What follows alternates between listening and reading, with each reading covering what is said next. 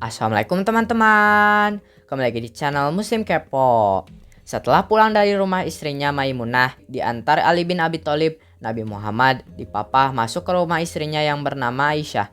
Pada hari-hari pertama Nabi Muhammad jatuh sakit, demamnya sudah terasa makin keras, sehingga beliau merasa seperti dibakar.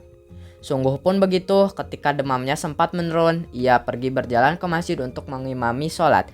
Tulis M. Husain Haikal dalam bukunya Sejarah Hidup Muhammad.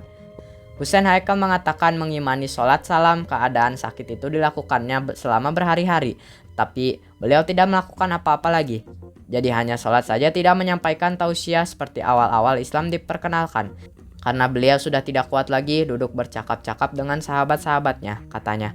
Namun, begitu apa yang dibisikkan orang bahwa beliau menunjuk anak yang masih muda belia di atas memimpin Muhajirin dan Ansor yang terkemuka untuk menyerang Romawi terdengar juga oleh Nabi. Meskipun dari hari ke hari sakitnya terasa bertambah berat juga, tetapi karena ada bisik-bisik demikian, rasanya perlu ia berbicara dan berpesan kepada mereka. Dalam hal ini, ia berkata kepada istri-istri dan keluarganya, "Tuangkan 7 kirbat air kepadaku dari berbagai sumur, supaya saya dapat menemui mereka dan berpesan kepada mereka." Setelah dibawakan air dari beberapa sumur, dan setelah oleh istri-istrinya, ia didudukkan di dalam pasu kepunyaan Hafsah. Lalu, ke-7 kirbat air itu disiramkan kepadanya, dan pada saat disiramkan, beliau merasa tidak nyaman dan berkata, "Cukup-cukup," kata beliau. Lalu sesudah itu ia mengenakan pakaian kembali dan dengan berikat kepala ia pergi ke masjid. Setelah duduk di mimbar, ia mengucapkan puji dan syukur kepada Allah, kemudian mendoakan dan memintakan ampunan buat sahabat-sahabatnya yang telah gugur di Uhud.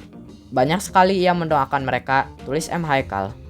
Kemudian Nabi Muhammad berkata, "Wahai manusia, laksanakanlah keberangkatan Usamah. Sungguh, kalau kamu mengatakan yang bukan-bukan tentang kepemimpinannya, tentang kepemimpinan ayahnya dulu pun kamu pernah berkata yang bukan-bukan. Dia sudah pantas memegang pimpinan seperti ayahnya dulu yang juga pantas memegang pimpinan." Nabi Muhammad diam sebentar, sementara itu mereka yang hadir juga diam. Tak ada yang bicara. Kemudian diteruskannya lagi, ada seorang hamba oleh Allah disuruh memilih antara dunia dengan akhirat atau di sisinya, maka ia memilih di sisi Allah. Nabi Muhammad diam lagi dan jamaah juga diam, tidak bergerak. Tetapi Abu Bakar segera mengerti bahwa yang dimaksud oleh Nabi dengan kata-kata terakhir itu adalah dirinya.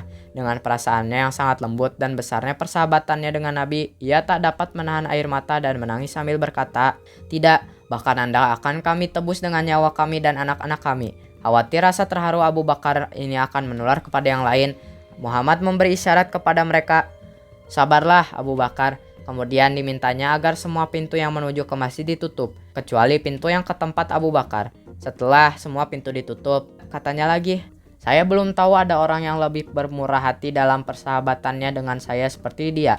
Sekiranya ada dari hamba Allah yang akan saya ambil sebagai khalil, teman dekat, maka Abu Bakarlah khalil saya.